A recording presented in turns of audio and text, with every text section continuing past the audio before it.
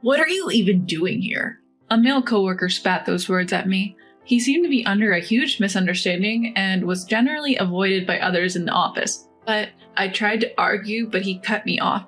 Yeah, save your excuses. You're just in the way, he dismissed me. He clearly didn't understand his position. Would he keep misunderstanding like this forever? My name is Amy. I'm a 35-year-old office worker. My father is the president of this company, having built up the company inherited from my grandfather. I work at his company, and although I'm based at the head office, we also have 3 subsidiaries. My father is a kind-hearted man, even going as far as to hire those struggling to find work. Those he hired this way often show gratitude by working hard and becoming valuable assets to the team. The reason we don't have extensive recruitment is because my father conducts interviews personally, one-on-one. After realizing that employees causing issues were often those he hadn't interviewed, he made it a point never to skip the president's interview, no matter how busy he got.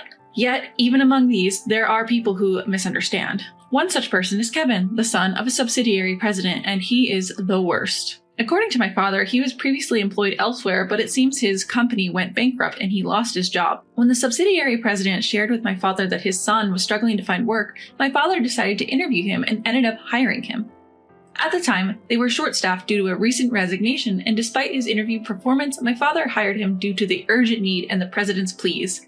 Then, complaints started emerging from that subsidiary, and word of these issues eventually reached me, who oversees talent development. Amy, have you heard? The president's son messed up another order. Hearing this, I finally brought the issue to my father.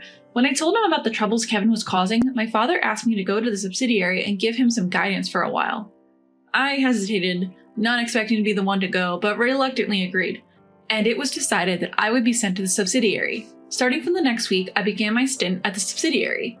So, I'd heard rumors, but I met Kevin, the president's son of our subsidiary, for the first time.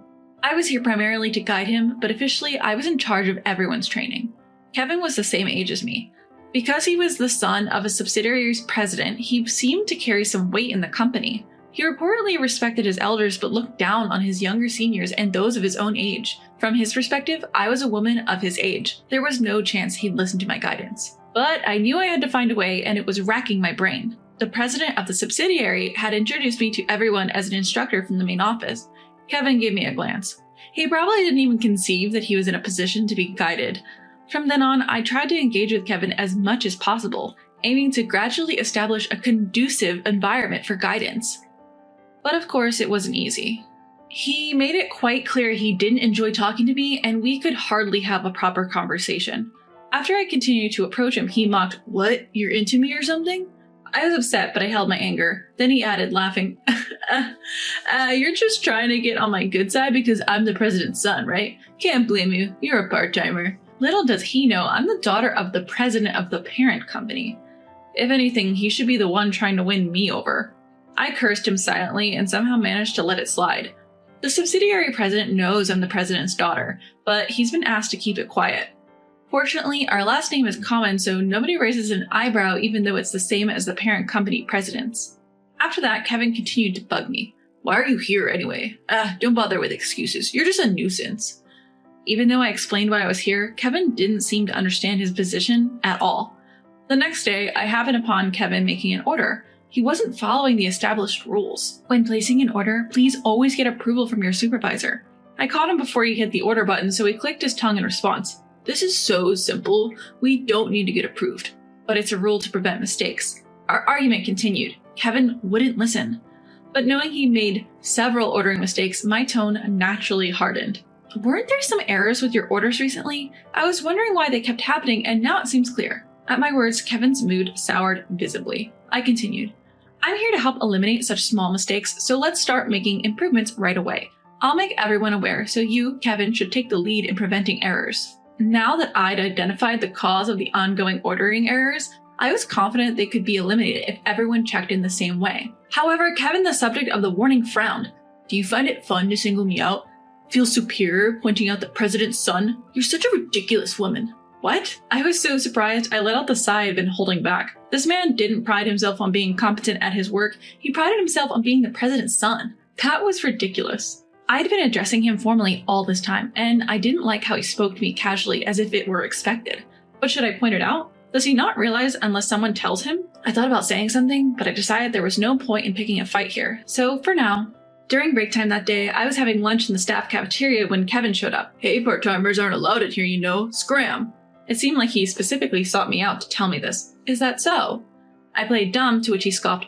Obviously, it's a staff cafeteria. There's no way part-timers would be allowed in here. You'd realize that if you thought about it a bit. There's no such rule in our company. Part-timers are an important part of our workforce, and there shouldn't be any discrimination in treatment between them and full-time or contract employees. On top of that, I'm not even a part-timer, so why does he keep misunderstanding? Even though I tried to tell him I wasn't a part-timer, Kevin just sighed heavily and left. What a mood killer.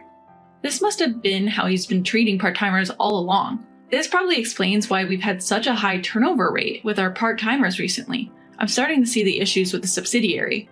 I'll have to compile these issues and submit them to the president of the subsidiary. As I was thinking about the future, the next day was unusually hectic at the subsidiary.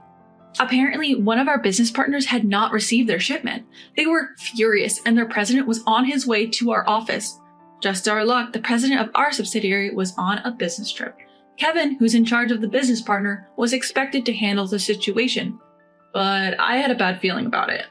Before long, the president of the business partner arrived. Kevin was in charge of handling the situation, but he wasn't showing any remorse for his obvious mistake, which enraged the president. I couldn't just stand by and watch, so I bowed my head and went to greet the president. But Kevin shouted at me, "Aren't you just a part-timer? Get out of here! I don't care if you're some kind of educator from headquarters. Don't get above your station!" Even the president was taken aback, and the room fell silent. Taking advantage of the situation, Kevin dragged me out and said to the president, "This situation is all because of her from headquarters." He then turned to me and said, "This mess is all your fault. Fix it, starting with an apology. Go on, apologize," and he shoved me hard in the back. I stumbled forward and ended up kneeling, as if I was bowing down to the floor. What's worse, Kevin kicked me and said, "I said apologize," again. At that moment, the president of the business partner extended a hand to help me up, so I took his hand and stood up. Then I said to Kevin, "I'm not a part-timer. I'm an instructor from headquarters. What are you misunderstanding?" Kevin just stared at me and said, "Huh?" The next person to speak was the president of the business partner. "You're Amy, right?"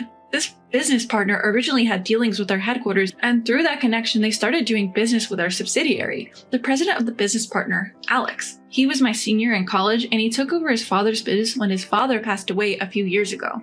Alex used to visit our headquarters, and since we attended the same university, we used to chat whenever we ran into each other. I hadn't seen him in a while, but I thought it would be quicker for me to deal with him when I learned that Alex was the one coming today. But I didn't expect this to happen when I went out to meet him. Kevin, who didn't know any of this, was dumbfounded. Hey, what's going on?" I ignored Kevin and explained the situation regarding the deal to Alex. Fortunately, I had already understood the situation before Alex arrived, and the item was in stock at our headquarters, so I was arranging for it to be delivered from there. The response from our headquarters was a bit late, and Alex arrived before it could get there, but just as he did, the headquarters called back saying they would immediately ship them to Alex's company. Alex thanked me, relieved, but I felt guilty. It was hard to apologize enough given the attitude of Kevin, the person in charge. Then Alex's anger turned towards Kevin. "You! This is too rude, don't you think? What's the matter with you?" Kevin, stumbling over his words, said, "I'm the son of the company president. I thought I had to protect this company. She's from headquarters. She doesn't know anything about us and she butts in." Alex stared at Kevin. "So you're the notorious troublemaker, the son of the subsidiary's president. Nothing you did look like protecting the company, and do you know who she is?" Then finally, Kevin looked up at Alex and me. "She's an excellent employee from the headquarters, and she's also the daughter of the president." Hearing this, Kevin turned pale instantly. "The president's daughter?" As he looked at me, I took out my employee ID. "You might not remember because you weren't interested, but my last name is the same as the president's, right? I guess you never thought I could be his daughter since it's a common name. My current position isn't as the president's daughter, but as an instructor. I came here because there were complaints about your behavior." Kevin's face got paler and paler. "As expected, you were doing whatever you wanted, flaunting the fact that you're the son of the subsidiary president. You can't do the work and don't have the skills. You don't listen to your seniors or superiors. But your attitude, that's big. I saw with my own eyes how terrible you are. My coming here was your last chance, but you didn't take it. And you even did such a thing in front of a client." I had no intention of forgetting what Kevin had said to me or the fact that he had kicked me. Alex also said, "I've seen everything. I'll be a witness." Kevin turned pale as a sheet. "No, that's not it. I mean, it's not what you think." He tried to make excuses, but there was nothing he could say. I glared at Kevin and said, I have no intention of forgiving you and everything you said to the other employees and temps. I'll report it all to headquarters, to the president of the subsidiary, your father. I'll report everything. We'll contact you later about your punishment. Then I went to explain to the other employees. After that, I returned to the headquarters and reported the incident to my father. He regretted having hired Kevin on impulse even though he had interviewed him. Later, the president of the subsidiary, Kevin's father, was also called to the headquarters and we discussed how to handle the situation. As a result, Kevin's salary was reduced because he had caused damage to the company. He complained about it, but his father told him to resign if he didn't like it. Kevin's father didn't know that his son was doing such terrible things. Kevin hid his true nature where his father could see, and his father trusted Kevin, taking his word for it, which only encouraged his behavior. A few days later, on my way home from the company, I was ambushed by Kevin. As soon as he saw me, he grabbed my arm and said, "This is all your fault." Ouch, let go. Even though I cried out, he wasn't going to release me. I was working late and no other employee was around because our going home times didn't overlap. Preparing myself for a punch, I resisted and then I heard a voice, "What are you doing?" It was Alex. He twisted Kevin's hand to save me. Kevin, furious, screamed at me, "Everyone's laughing at me because of you. What are you going to do about it?" I tried to object, but my voice trembled too much to utter a word. Alex then loudly responded, "You've brought this upon yourself. Before blaming others, look at your own behavior. If you had been more responsible, you wouldn't have become the laughingstock." I couldn't hold back and blurted that out, which caused Kevin to attempt to punch me. But just then, the police arrived. A passerby seemed to have reported the incident. Relieved, I collapsed right where I was. My arm, where Kevin had grabbed me, was red.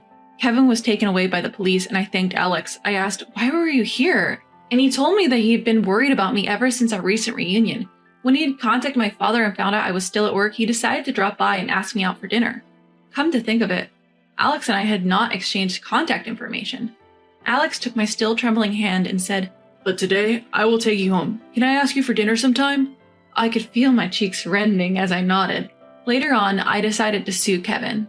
However, I accepted a settlement when Kevin's father pleaded with me. In the end, Kevin and his father resigned from the company and left town. I received the settlement money.